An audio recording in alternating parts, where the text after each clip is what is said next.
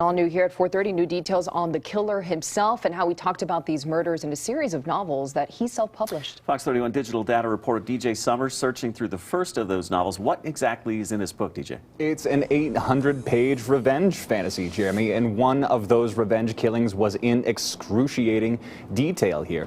The latest victim identified was Michael Swinyard. McCloud wrote about Swinyard in his book, claiming he was a business partner who shorted him on some money.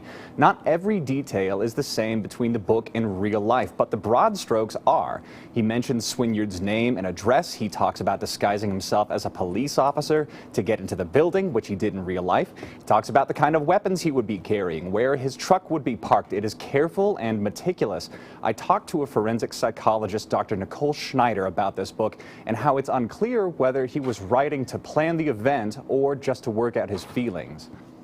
You know, the research tells us that the more that we rehearse, the more that we plan, the more that we write about, the more that we fantasize about violence, the more likely we are to actually act on the violence and carry that out. Sometimes the planning and the writing, the ruminating can be self-soothing. When somebody feels that they've been wronged and they fantasize about revenge, that can actually calm the neural system down from the anxiety that's felt by the wrongdoing.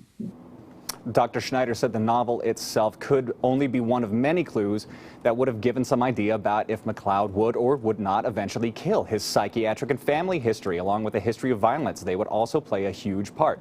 DJ Summers, Fox 31.